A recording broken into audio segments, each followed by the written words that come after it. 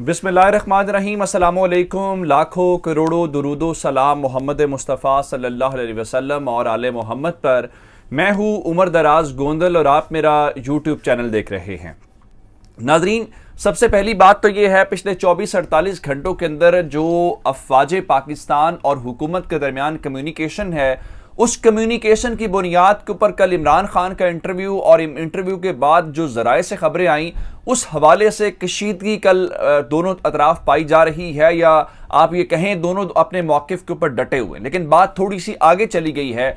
General Bajwa ने आज पाकिस्तान की खारजा पॉलिसी के ऊपर एक पॉलिसी स्टेटमेंट दे दी है और जनरल बाजवा ने जो अमेरिका और पाकिस्तान की कशीदगी है उसके ऊपर भी वो बोल पड़े हैं। बड़ी क्लैरिटी के साथ उन्होंने बता दिया है कि हम अमेरिका के साथ कैसे चलेंगे। और फिर जो पाकिस्तान बड़ा खुश हो रहा था, जी हमने रशिया के मामले के ऊपर ये कर दिया और हम बड़ी गैर जानिबदारी के साथ चल रहे हैं, जनरल बाजवा ने आज उसके ऊपर भी अपना मौक़िफ़ दिया है। और मेरे ख्याल से इमरान खान की जो फॉरेन पॉलिसी है और हुकूमत की जो ओवरऑल पोजीशन है, आज उसके लिए एक धचके का दिन है, क्योंकि वो जो कहना चाह रहे थे, जो बयानियां बनाने की कोशिश कर रहे थे, जनरल बाजवा ने बिल्कुल उससे हट के बात की है। अब इससे क्या इमरान खान इस चीज को माइंड करेंगे? क्या ये मामला कशीदगी की तरफ जाएगा या इमरान खान का खेल वैसे ही खत्म हो गया? इस हवाले से पहली बात तो यह है। दूसरे नंबर के ऊपर मैं आपको बताऊंगा, अब से थोड़ी देर पहले इमरान खान ने 6 से 8 वुज़रा के साथ मिलकर एक पॉलिसी तरतीब देने की कोशिश की है, जिसमें स्पीकर और अटॉर्नी जनरल को भी बुलाया गया है कि हमने कल होने वाली तहरीक अदम एतमाद को नाकाम कैसे बनाना है। और जो चीज़ें वहाँ पे लाई गई हैं, जो डिस्कस की गई हैं, वो बहुत ख़तरनाक हैं, वो आपके सामने वो भी रखनी है। और फिर इस्लामाबाद की इंतज़ामिया ने वज़ीर आज़म हाउस से आने वाले अहकामात को ना मानने का फैसला कर लिया या उन्होंने उसको रद्द करना शुरू कर दिया है। और किस तरह से मैं आपको बताऊंगा कि रेड जोन को मुकम्मल तौर पे रात से सील कर दिया गया है। तहरीक इंसाफ की हुकूमत ने क्या इंस्ट्रक्शंस दी और इंतजामिया ने क्या किया, ये भी मैं आपको बताऊंगा।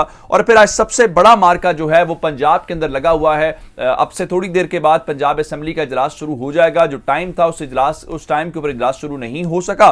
तो जनाब अली, अब मामला इस वक्त ये है कि जहांगीर खान तरीन ने तो हिमायत कर दी है अपोजिशन की, इसाकदार के साथ मुलाकात भी है, लेकिन अलीम खान ने भी एक इजलास बुलाया। उसके अंदर तहरीक इंसाफ के कारकुनों ने उन्हें क्या कहा है। और फिर सबसे खास बात यह है कि प्राइम मिनिस्टर आज 3 बजे फिर अपनी कौम से मुखातिब होने वाले हैं। और फिर इस्लामाबाद से खबरें कुछ ऐसी हैं कि उनके प्रिंसिपल सेक्रेटरी मुआवनीन जो खुसूसी हैं, उन्होंने वज़ीर आज़म हाउस या वज़ीर आज़म सेक्रेटरीट के अंदर जो अपने ऑफिस हैं, उन ऑफिस को खाली कर दिया है।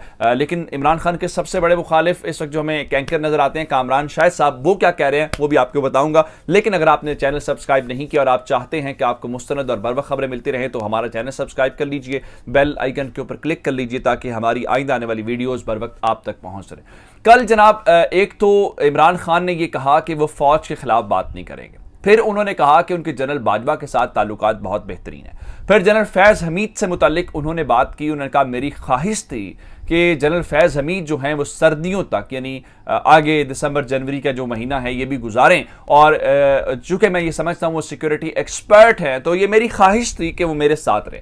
लेकिन उन्होंने फ़ौज का नाम लिए बगैर उनका लफ्ज़ इस्तेमाल करते हुए कहा कि उन्होंने कहा उनकी अप्रोच थोड़ी सी मेरे से डिफरेंट थी। वो कह रहे थे जी फ़ौज का अपना तरीक़ाकार है काम करने की बुनियाद के ऊपर, तो इसलिए जो है वो जनरल फैज़ हमीद को वहाँ से हटा दिया गया। साथ उन्होंने माना कि मेरी उनके साथ काम करने की एक कोऑर्डिनेशन थी, एक हम आंगी थी। लेकिन आर्मी चीफ के अपॉइंटमेंट के हवाले से उनका मैंने बिल्कुल भी नहीं सोचा कि मैं जनरल फैज़ को आर्मी चीफ लगाना या किसी और को लगाना। लेकिन उस वक्त सूरत हाल दिलचस्प हुई जब प्राइम मिनिस्टर ने कहा कि मेरे सामने एस्टैब्लिशमेंट ने 3 ऑप्शंस रखी, और मैं रात वाली वीडियो में आपको मैंने बता दिया था, जिसमें उन्होंने कहा जनाब के या तो तहरीक अदम एतमाद के ऊपर वोटिंग होगी, या आप इस्तीफा देंगे, या फिर जनरल इलेक्शंस कॉल कर लिए जाएं। जिसपे इमरान खान ने कहा, मैंने भी कहा कि जनरल इलेक्शन से बेहतर तो कोई चीज़ ही नहीं है। अच्छा, ये इमरान खान ने ये तासुर दिया कि मुझे ये फौज की जानिब से पेशकश आई है। मैंने आपको बताया था कि मुलाकातें वहाँ भी हुई हैं, अपोजिशन के साथ भी हुई हैं, और अपोजिशन ने इस तजवीज़ को मुस्तरद कर दिया, क्योंकि शहबाज शरीफ ने कहा था कि मुझे इमरान खान के ऊपर एतबार नहीं है। ये मैं खबरें आपको सारी शेयर कर चुका हूँ। लेकिन उससे थोड़ी ही देर के बाद वसीम बदामी की सूरत में एक और तर्जुमान सामने आते हैं, और वो ये कहते हैं जनाब के जिम्मेदार अस्करी ज़राए से बात हुई है, और वो ये कह रहे हैं कि हमने प्राइम मिनिस्टर को कोई ऑफर नहीं की, बल्कि वज़ीर आज़म हाउस से हमारे साथ राब्ता किया गया। अच्छा, ये कहना था, और उसके बाद सोशल मीडिया के ऊपर तूफान आ गया, जिससे लगा ये कि दोनों जानिब से दावे किए जा रहे हैं, इसमें सच्चा कौन है, इसमें झूठा कौन है, बात शुरू कहां से हुई है। और फिर लोगों ने कहा कि फौज तो न्यूट्रल थी, फौज को स्टेटमेंट देने की क्या जरूरत है, या जनरल बाबर इफ्तिखार साहब ने तो इसके ऊपर कोई बात नहीं की, तो ये इस किस्म की बातें। अच्छा, वो सारी की सारी बातें अपनी जगह पे थी, लेकिन दूसरी जानिब इस्लामाबाद के अंदर जो सिक्योरिटी डायलॉग है, कल प्राइम मिनिस्टर ने वहां पे बात की थी। मैं अगर आपको बताना चाहता हूं, याद दिलाना चाहता हूं, मैंने आपको बताया था कि प्राइम मिनिस्टर ने कल ज़ल्मे खलीलजाद को उस चुके हॉल के अंदर बैठा हुआ था जो अमेरिका का रिप्रेजेंटेटिव है, वहां पे खड़े होकर कहा कि एक ताकतवर मुल्क हमसे सिर्फ इसलिए नाराज हुआ कि हम रशिया चले गए, और रशियन पॉलिसी के ऊपर उन्होंने बताया, फिर आजाद फॉरेन पॉलिसी की बात की, इंडिया की मिसाल दी।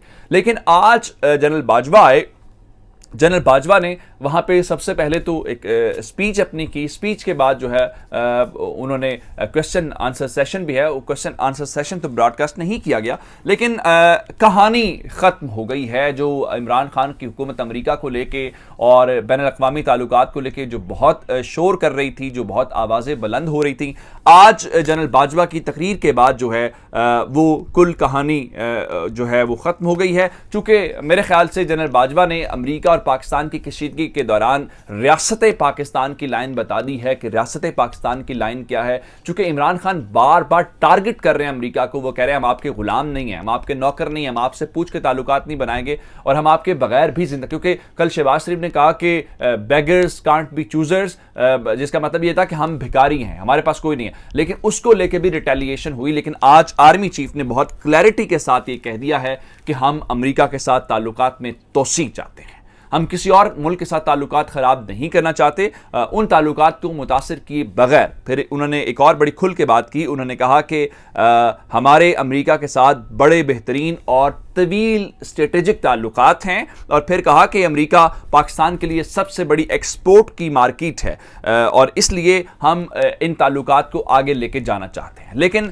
एक और मामले के ऊपर चल के जनरल बाजवा ने जो बात की, तो इमरान खान के लिए वो बहुत धचके की बात है। इमरान खान दुनिया जहान में कहते हैं जी जंग नहीं होनी चाहिए, मैं वॉर्स के खिलाफ हूं, और जिस दिन वॉर शुरू हुई थी 24 तारीख को, अगर आपको याद हो 24 फरवरी को, तो इमरान खान वहां पे मौजूद थे जब यूक्रेन के ऊपर हमला हुआ। लेकिन पाकिस्तान की फॉरेन ऑफिस ने, पाकिस्तान की गवर्नमेंट के किसी ऑफिशियल ने इसको हमला अभी तक नहीं कहा। हम दोनों जानिब से, हालांकि ज़ेलेंस्की ने इमरान खान को कॉल भी की और सीज फायर की हमने बातें की, लेकिन आज जनरल बाजवा ने अपनी स्पीच के दौरान पहली बार इन्वेजन का लफ्ज़ इस्तेमाल किया है, जिसका मतलब यह है कि रशिया ने यूक्रेन के ऊपर हमला किया है। तो इसका मतलब यह है कि पाकिस्तान जो गैर जानिबदारी की बात कर रहा था, आज पाकिस्तान उसी वेस्टर्न ब्लॉक वाली बात की तरफ आ गया है। और साथ ही जनरल बाजवा ने कहा कि ये जो इन्वेजन है, यानी जो रूसी हमला है, वो बहुत अफसोसनाक है, बदकिस्मती है। उनका पाकिस्तान ये चाहता है कि दोनों अतराफ या दोनों फ्रीकैन आपस में बातचीत करें और फौरी तौर पर जंग बंदी होनी चाहिए।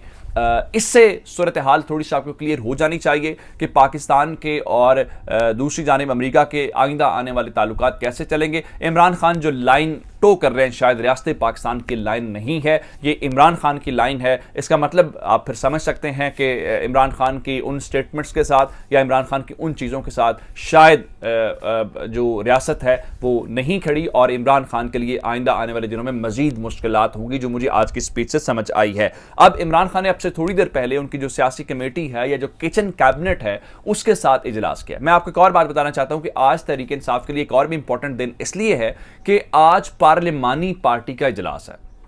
अब आप कहेंगे कि तरीके अदम एतमाद के ऊपर वोटिंग तो कल है, पार्लिमानी पार्टी के ऊपर क्यों जरूरी है? जो मुनहरिफ अरकान थे वो बार बार इमरान खान को कहते थे कि आप पार्लिमानी पार्टी का इजलास बुलाएं ताकि आपको ये पता चल जाए कितने लोग आपके साथ हैं और कितने तरीके इंसाफ के मुखालिफ हैं। अच्छा, इस चीज को लेके आज शाम को पार्लिमानी पार्टी का इजलास बुला लिया गया, जिसमें अंदाजा हो जाएगा तहरीक इंसाफ के पास नंबर, एक्चुअल नंबर है क्या, या फिर तहरीक इंसाफ आगे चले। अच्छा जी, जो किचन कैबिनेट के अंदर 6 से 8 वज़रा शामिल थे, अटॉर्नी जनरल और स्पीकर साहब भी वहाँ पे मौजूद थे। अच्छा, उसके अंदर मुख्तलिफ ऑप्शंस के ऊपर गौर किया गया।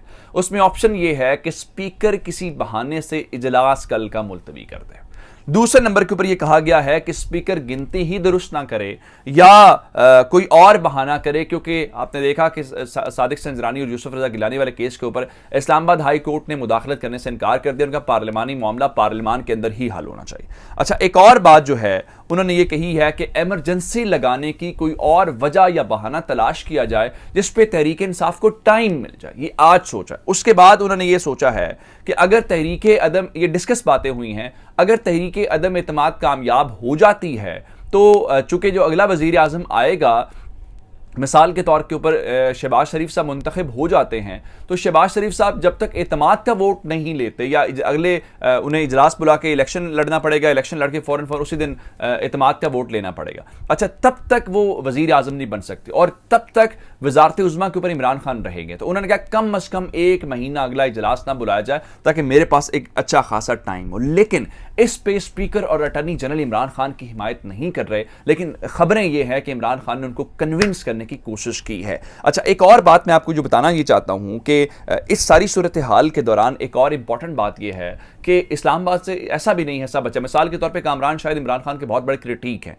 उनकी मुलाकात हुई, उन्होंने ट्वीट किया इमरान खान के साथ, तस्वीर भी ट्वीट, जिसमें इमरान खान से ज़्यादा एनर्जेटिक वो फील हो रहे हैं। उन्होंने कहा जी इमरान खान के स्पिरिट्स बहुत ज़्यादा हाई हैं और इमरान खान जो हैं वो बिल्कुल अभी हथियार डालते हुए नजर नहीं आ रहे। लेकिन इमरान खान के जो आसपास के लोग हैं, मैंने कल मुजीबुर रहमान शामी साहब के साथ जो बात की, मैंने आपको बताया भी था कि खान साहब का स्पिरिट्स बहुत हाई हैं, लेकिन उनके वज़रा की उनकी टीम जो है वो बहुत डरी हुई है। इस सारी सूरत हाल को लेके जो उनके प्रिंसिपल सेक्रेटरी आजम खान है, अच्छा वैसे वो वर्ल्ड बैंक के अंदर अपॉइंटमेंट ले चुके हैं, आजम खान हो गए या उनके जो स्पेशल असिस्टेंट्स हैं, मुआवनीन जो हैं, उनके मुतालिक खबरें ये हैं कि उन्होंने ऑफिस को खाली करना शुरू कर दिया है। लेकिन बात यहां तक नहीं है, बात थोड़ी सी और आगे चली गई है। बात यह है कि तहरीक इंसाफ ने कल आपको बताया था, शहबाज शरीफ ने सेक्रेटरी दाखिला को खत लिखा है कि आप पुरअमन चीजें करें, और इन्होंने कल कमिश्नर ऑफिस के साथ भी मुलाकात की जाके अपोजिशन वालों ने, ताकि मामला ठीक चले। तो तहरीक इंसाफ की स्ट्रेटजी ये है कि कल वो डी चौक के अंदर तकरीबन 1 लाख लोग जमा करना चाहते हैं। अब 1 लाख लोगों के अंदर जो है सारी बात है गड़बड़ हो सकती है। इस सारी सूरत हाल को लेके जो इंतजामिया है उसने तहरीक इंसाफ के अहकामात को लग ये रहा है जैसे मानने से इनकार कर दिया। इस्लामाबाद से खबरें कुछ ऐसी हैं कि किसी मुख्तदर हलकों ने इंतजामिया को ये कह दिया है कि प्राइम मिनिस्टर ऑफिस से अगर कोई ऐसे अहकामात आते हैं जो आप समझते हैं कि कॉन्फ्लिक्ट का बायस बनते हैं या खिलाफ कानून हैं या तहरीक इंसाफ के सियासी मामलात को सर्व करते हैं, तो आप उनको बिल्कुल ओबे ना करें। तो अब इतलात ये हैं कि कल तहरीक इंसाफ और इंतजामिया की आपस में क्लैश हो सकता है। उसकी वजह यह है कि उन्होंने ये फैसला किया है कि उसको फैजाबाद चौक से इनको तहरीक इंसाफ के कारकुनान को वो आगे जाने नहीं देंगे। रात से रेड जोन को सील कर दिया गया है। एक और बात मैं आपको बताना चाहता हूं कि आज दोपहर 3 बजे का टाइम रखा गया है, जो इस्लामाबाद से तस्दीक हो गई है कि प्राइम मिनिस्टर जो है वो टेलीफोनिक राब्ता कौम के साथ करेंगे और पीटीवी के ऊपर उसको नशर किया जाएगा, जो पहले हम माजी में उसके एक प्रैक्टिस देख चुके हैं। यानी लोग सवाल करेंगे और प्राइम मिनिस्टर का जवाब देंगे। इसका मतलब यह है कि इमरान खान अपना नैरेटिव बहुत ज्यादा उसको स्ट्रांग करने की कोशिश कर रहे हैं। एक और बात मैं आपको बताना चाहता हूं, जैसे शहबाज शरीफ साहब को इंटरव्यू दिया गया, आज समा टीवी को कैसा इंटरव्यू दिया गया है, फिर दोपहर 3 बजे जो है अवाम के साथ है। तो इमरान खान भरपूर कोशिश कर रहे हैं कि जाने से पहले वो सारी सूरत हाल करें। अब आते हैं पंजाब के अंदर। जनाब असल कहानी ये है, अच्छा वो मैंने आपको बता दिया कि इस्लामाबाद के अंदर कहा जा रहा है कि प्राइम मिनिस्टर को डिसफंक्शनल कर दिया गया। अब कहानी है जनाब पंजाब के वजीर आला की। आज इजलास होना है, अभी इजलास शुरू नहीं हुआ, शायद जब आप वीडियो देख रहे हो तो इजलास शुरू हो चुका हो। जो मोहम्मद खान भट्टी हैं जी, सेक्रेटरी पंजाब असेंबली, उन्होंने ये कहा है कि आज वोटिंग नहीं होगी। चूंकि अब इसमें कानूनी नुक्ता यह है कि स्पीकर पंजाब असेंबली खुद कैंडिडेट हैं वजीर आला के लिए, तो डिप्टी स्पीकर फराइज सर अंजाम देंगे। आज जो कवायदो ज़वाबित हैं वो ये कहते हैं कि इंतखाब से एक दिन पहले दिन 5 यानी शाम 5 बजे तक आपने शेड्यूल जारी करना है और कैंडिडेट्स जो है उनकी फहरिस्त जारी करनी है। तो आज सिर्फ और सिर्फ शेड्यूल, फहरिस्त, कागजात नामजदगी, उनका अप्रूवल और फिर फाइनल लिस्ट जारी कर दी जाएगी। कल इसके ऊपर वोटिंग होगी। अब कल बड़ा दिलचस्प मरहला होगा, यानी इस्लामाबाद के अंदर तहरीक अदम एतमाद के ऊपर वोटिंग है और बिल्कुल उसी टाइम के ऊपर लाहौर के अंदर पंजाब के वजीर आला का इंतखाब हो रहा है। अच्छा, एक और बात जो है, जहांगीर खान तरीन की जी इसहाक डार साहब के साथ मुलाकात हुई है और 2 घंटे तवील मुलाकात के बाद इसहाक डार साहब जो हैं उन्होंने कायल कर लिया जहांगीर खान तरीन को, और जहांगीर खान तरीन की इस दौरान नवाज शरीफ से भी टेलीफोनिक रब्ता करवाया गया जहांगीर खान तरीन और इसहाक डार की मुलाकात के दौरान।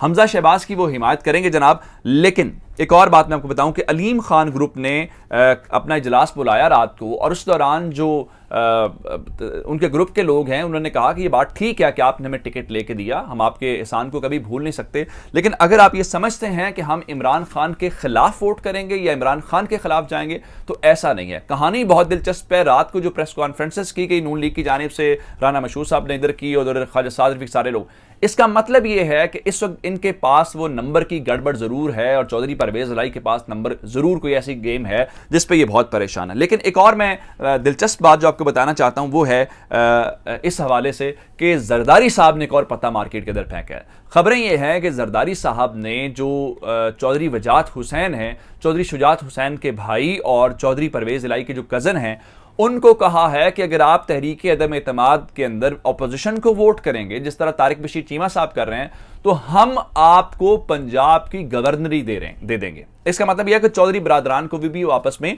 लड़ाना चाहते हैं। लेकिन दिलचस्प मरहला कल लाहौर के अंदर होगा। तहरीक इंसाफ ने अगर कल पंजाब की वजारत आला बजरिया चौधरी परवेज इलाही हासिल कर ली और अगर ऊपर जाके इमरान खान की गवर्नमेंट सर्वाइव नहीं भी करती, तो कल विन विन सिचुएशन होगी, क्योंकि अगली हुकूमत सेंटर के अंदर अगर शहबाज शरीफ की हो, पंजाब में चौधरी परवेज इलाही बैठे हों, तो इसका मतलब ये होगा कि वो गवर्नमेंट अपहज किस्म की गवर्नमेंट होगी, उस गवर्नमेंट के लिए चलना बहुत मुश्किल हो जाएगा। तो कल का दिन तहरीक इंसाफ के लिए आर या पार का दिन है और इमरान खान की सियासी जिंदगी का कल सबसे बड़ा जुआ होगा। देखते हैं कि वो कामयाब होते हैं कि नाकाम होते हैं। मजीद अपडेट्स लेकर आपकी खिदमत में हाजिर होंगे। चैनल सब्सक्राइब कीजिएगा। आपकी समातों का बहुत शुक्रिया। खुदा हाफिज़।